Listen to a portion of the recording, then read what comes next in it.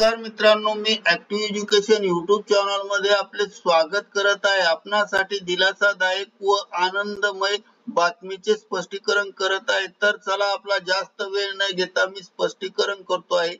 मित्रांनो, बातमी आहे मोठी आनंदाची बातमी। लाखो निवृत्त कर्मचाऱ्यांच्या ऑक्टोबर 2025 मध्ये पेन्शन वाढ, आले नवीन अपडेट। या संदर्भामध्ये मित्रांनो नमस्कार, पुन्हा एकदा आपले हार्दिक स्वागत।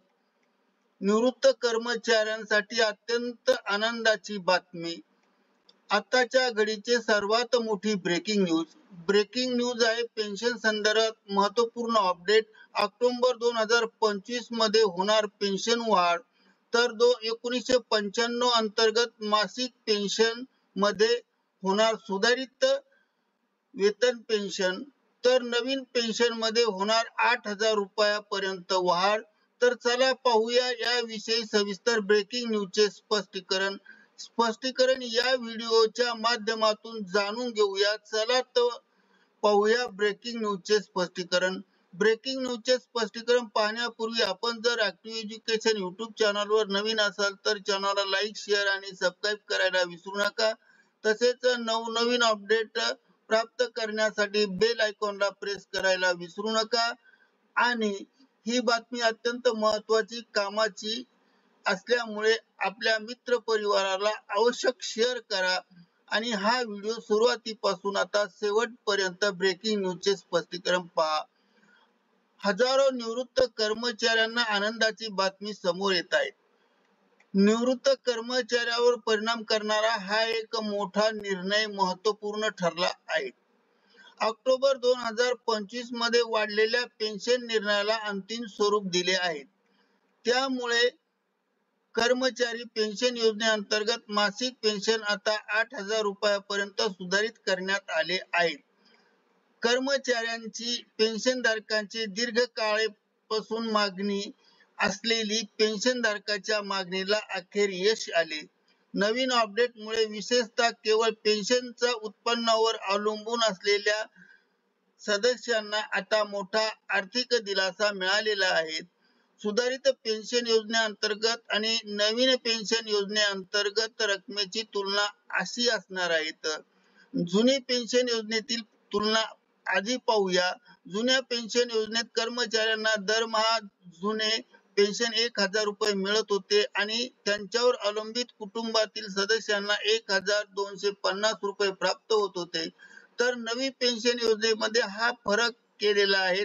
नवीन पेन्शन योजनेमध्ये पेन्शन योजनेचा दरमहा पेन्शनधारकांना 8,000 रुपये मिळणार आहे आणि त्यांच्यावर अवलंबित कुटुंबातील सदस्यांना सुद्धा 8,000 रुपये मिळणार आहे।